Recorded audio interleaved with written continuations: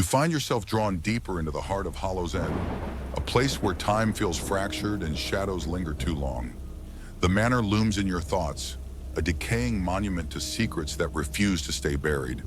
Its walls whisper, its floors bleed, and everywhere you turn, the symbol of the serpent coiled around a clock seems to mock you.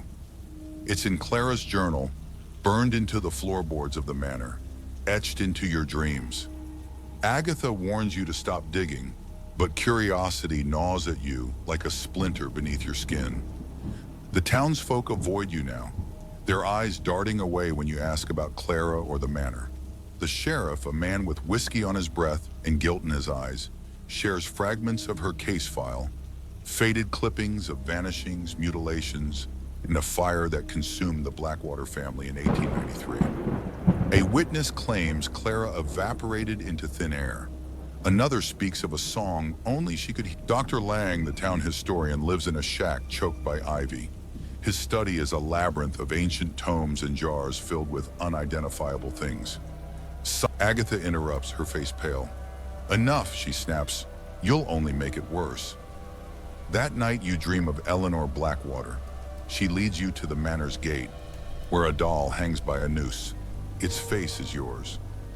"The bloodline is the key," she whispers, "but the shade is the lock." Jonah the ferryman reluctantly takes you to Evernight Isle, a jagged rock in Blackwater Lake. The chapel there is lined with human teeth, and a mural depicts the Order of the Silent Veil, a cult that worshipped the shade, never died. Its members lurk in Hollow's End, their identities hidden. Clara's boyfriend, Lily, Clara's best friend, betrays you. She's been possessed by Mother Melora, a cultist who faked her death in 1903. The shade demands of Agatha reveals her own sins. She was once a cultist, seduced by the promise of power. She fled after the shade killed her lover, but kept a shard of the Chronos blade to protect you. "I tried to break the cycle," she weeps, "but the shade is patient." You learn the truth.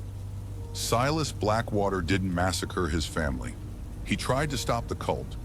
The shade's weakness is the Chronos blade, but it requires a Blackwater's blood to wield. You return to the manor, where the walls bleed and shadows rot. Clara collapses, human once more, but Eleanor's journal glows with fresh ink. The shade is patient. It waits, and it remembers. Weeks pass. Hollow's End feels heavier, as if the sky itself presses down. You return to the manor daily, compelled by a force you can't name. The walls breathe. Portraits change. Faces shift. Eyes follow. In the library, a book flies off the shelf. The Anatomy of Shadows. Its pages describe the shade's origins, a primordial entity born from humanity's first fear. It feeds on time, bending seconds, minutes, years to its will. The cultists called it the hunger without a name. Agatha grows frail. She spends nights chanting in a language that makes your teeth ache. One morning you find her in the garden, clutching a dead crow. "It started," she whispers. "The clocks are wrong." You revisit Blackwater Lake with Jonah. Beneath the silt lies a stone altar, carved with the shade's symbol. Chains hang from its sides, rusted and brittle. Jonah hacks at the algae, revealing a name, Clara Voss. That night, you dream of Clara. She's in a glass coffin, submerged in the lake. "It's peaceful here," she says, "but the water, it's getting colder."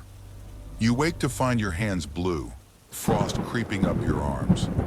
Agatha burns sage, muttering, "It's testing you." In the ruins of Blackwater Asylum, you find Eleanor's cell, its walls covered in the shade symbol. A hidden compartment yields a lock of hair, tied with a black ribbon. It's yours. A journal entry from Dr. Erasmus Voss, Clara's ancestor, describes Eleanor giving birth to a shadowy infant. At Ashen Hollow, you face the shade in its full form. Clara helps you wield the Chronos blade, but the cost is clear. You must become its eternal vessel. You plunge the blade into your chest, sealing the shade within yourself. When you wake, the world seems peaceful, but your eyes are ticking clock faces, and the shade whispers faintly in your mind. Your journey leads you to a monastery, where monks reveal a prophecy. When the 13th hour strikes, the heir shall choose to save the world or destroy it. You travel to the veil of eternity, confronting the shade in its true form. Summoning every ounce of strength, you seal it away forever. But its mark remains. You awaken on a hill overlooking Hollow's End. Clara sits beside you, tears streaming down her face. "You did it," she whispers. "It's gone." But as you look at your reflection in her eyes, you see the clock faces still ticking backward. The shade may be sealed, but its mark remains. A reminder that some burdens can never truly be lifted. And somewhere far away, a clock begins to chime. 13 times. After the confrontation at the veil, life seems almost normal, or as close to normal as it can be after what you've endured. You leave Hollow's End behind, though the weight of its secrets follows you like a shadow. The locket around your neck feels heavier than ever, its surface engraved with new symbols that glow faintly in the dark. Each step you take away from the town brings no relief. Instead, it feels like you're walking towards something even darker. The road stretches endlessly ahead, bordered by skeletal trees whose branches claw at the gray sky. You pass abandoned farms and crumbling barns, their windows dark and lifeless. Yet even here, far from Hollow's End, there are signs of the shade's lingering influence. Clocks stuck at 3:33, shadows that linger too long after the sun has set, and an oppressive stillness that makes every breath feel labored. A crow watches you from a fence post, its head tilted unnaturally. When you blink, it's gone, but the feeling of being watched remains. Days later, you find yourself in a diner miles away, nursing a cup of coffee that tastes bitter despite the sugar you've added. The waitress refills your mug without speaking, her eyes darting nervously toward the window. Outside, storm clouds gather, casting the world in shades of charcoal. Lightning splits the horizon, illuminating something, or someone, standing at the edge of the parking lot. It's a figure cloaked in black, face obscured, holding what looks like a rusted gear. Before you can react, the figure vanishes into the rain. Back in your motel room, you examine the shard of the Chronos blade embedded in your palm. It pulses faintly, in time with your heartbeat, glowing brighter whenever you touch the locket. You open it again, half expecting to see Clara's face staring back. But this time, the image shifts. It's Agatha now, her expression one of sorrowful warning. Her lips move soundlessly, forming words you can't quite make out. Frustrated, you slam the locket shut, only for it to burn hotter against your skin. When you reopen it moments later, the picture's blank. Sleep doesn't come easily. The dreams are relentless. Fragmented visions of Eleanor Blackwater screaming as she gives birth to a shadowy infant. Silas weeping over his family's charred remains. And Clara trapped in the glass coffin beneath the lake. But there's something new now. Flashes of your own reflection, except your eyes are clock faces ticking backward. Each dream ends the same way, with the shade's voice whispering directly into your ear. You cannot escape what's coming. When morning finally arrives, pale light filtering through thin curtains, you're greeted by a letter slipped under your door. There's no stamp, no return address, just your name scrawled in handwriting eerily similar to your mother's. Inside is a single sentence written in Latin, Tempus non est tuum.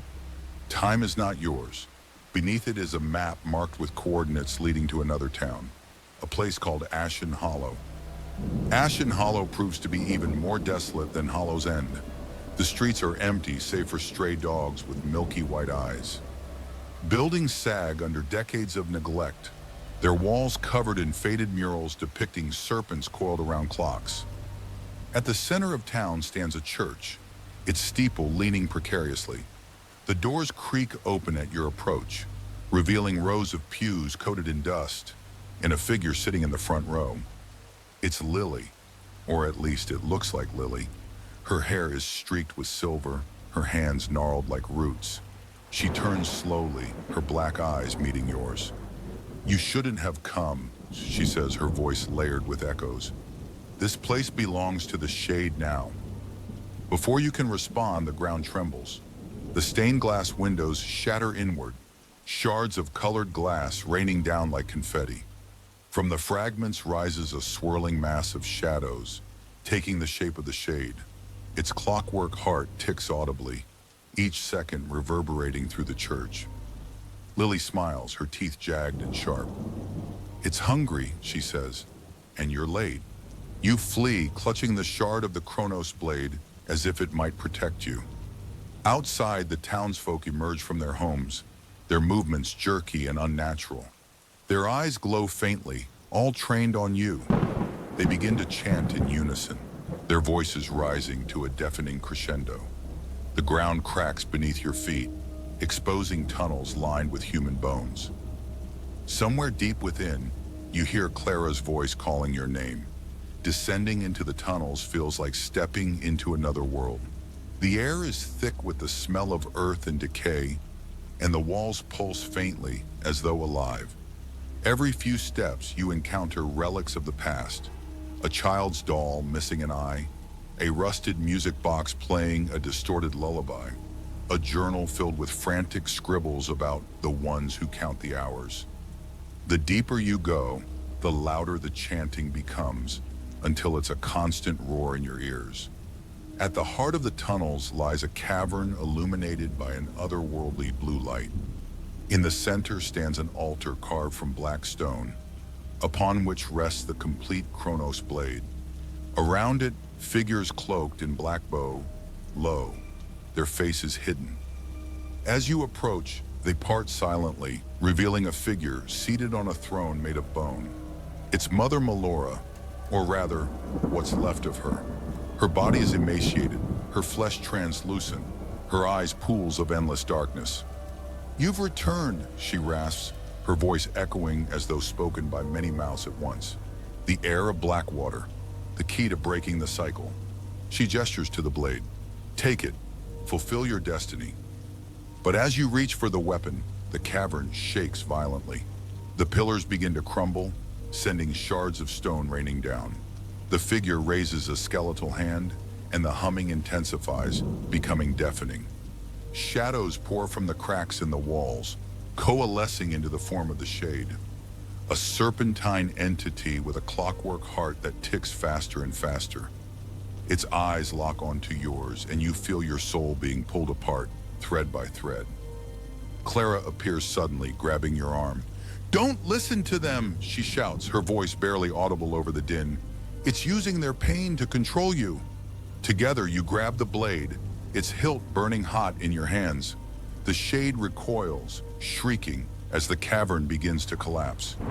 Running for your lives, you burst into daylight just as the ground swallows the church whole. Behind you, the townsfolk fall silent, their glowing eyes dimming one by one. Lily stands motionless, her body crumbling to ash. The locket burns hotter than ever, searing your chest. Opening it reveals nothing but emptiness. For a moment it seems over. The shade is gone. But then you notice the tattoos etched into your skin. Symbols you don't remember receiving. They glow faintly, pulsing in rhythm with the blade's shards still embedded in your palm. And when you look up at the sky, you realize the clouds have taken the shape of a serpent coiled around a clock. Somewhere far away, a clock strikes 13 times. You stand motionless, your chest tight with the weight of what you've done and what you've become. The Chronos blade is gone, its shards now fused into your very being, their glow visible beneath your skin like veins of liquid light. Each pulse sends a jolt of cold through your body, a constant reminder that the shade isn't destroyed, it's contained, and it's inside you. Clara watches you warily, her hands trembling at her sides. You're different, she says finally, her voice barely audible. Her gaze flickers to your eyes, the ticking clock faces, and she flinches. Is it over? You don't answer immediately. Instead, you close your eyes and focus inward, searching for the shade. It's there, coiled tightly in the recesses of your mind, its presence both alien and familiar. Its whispers are faint but insistent, threading through your thoughts like smoke curling under a closed door.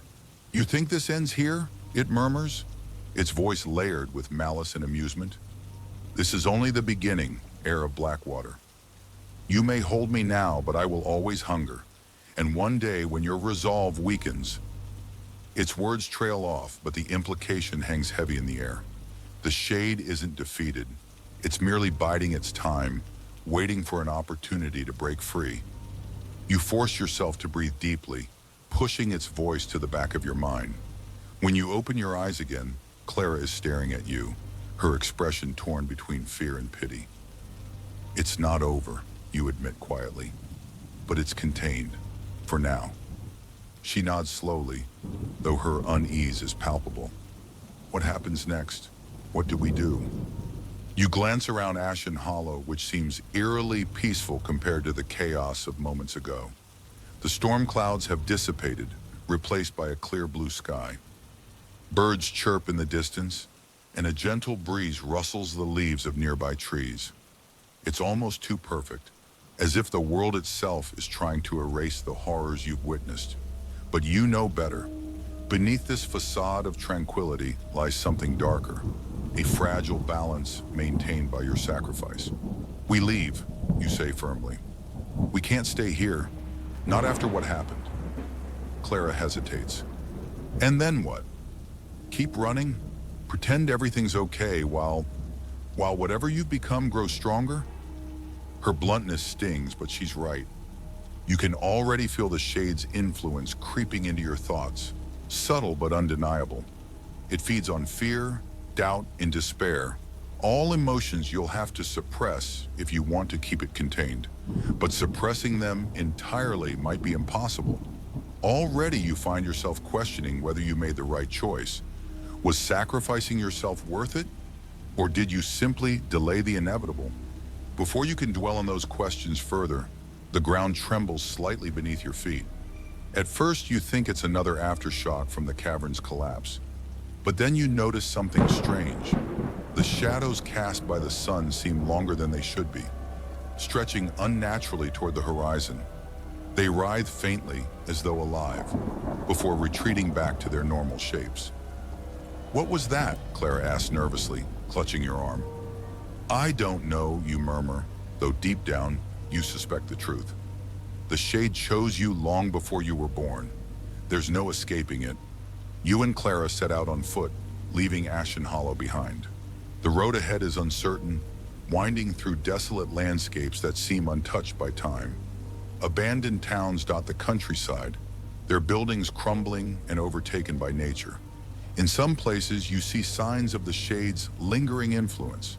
Clocks frozen at 3:33, shadowy figures watching from windows, and graffiti scrawled in languages you don't recognize. Each step feels heavier than the last, as though the earth itself resists your presence. As days turn into weeks, you begin to notice changes, not just in yourself, but in Clara as well. She grows quieter, her once vibrant personality dimming like a candle burning low. Dark circles form under her eyes, and she often stares blankly into space, muttering fragments of sentences you can't quite catch. When you ask her about it, she brushes you off, insisting she's fine. But you know better. The shade's influence extends beyond you. It taints everyone who gets too close. One night, while camping in the ruins of an old church, Clara finally breaks down. Tears stream down her face as she clutches the locket you gave her, the same one that burned against your skin earlier. "I hear it," she whispers hoarsely. "In my dreams, it calls to me, tells me things, horrible things." You kneel beside her, placing a hand on her shoulder. "It's lying," you say firmly. "Whatever it says, whatever it promises, it's not real." "But what if it is?" she counters, her voice rising. "What if it's showing me the truth, that you're not saving anyone? You're just delaying the end. Sooner or later, it's going to break free, and when it does..." She trails off, unable to finish the thought. You don't respond. How can you argue with her when you share the same fears? Every night you dream of the Shade's victims, faces twisted in agony, mouths open in silent screams. Their voices echo in your mind, accusing you of failing them. Sometimes you wake up screaming, only to realize the screams aren't yours. They're coming from Clara. Despite these challenges, you press on. Along the way, you encounter others who seem connected to the Shade's history. A blind woman who claims to see the future, a wandering preacher obsessed with the number 13, and a child who speaks in riddles about the ones who count the hours. Each encounter leaves you with more questions than answers, deepening the mystery surrounding the Shade's origins and purpose. Your journey eventually leads you to a hidden monastery nestled high in the mountains. Its walls are adorned with carvings depicting serpents coiled around clocks, identical to the symbols etched into your skin. Inside, monks cloaked in black robes chant in unison, their voices resonating like a funeral dirge. They greet you with solemn expressions, bowing low as though they've been expecting you.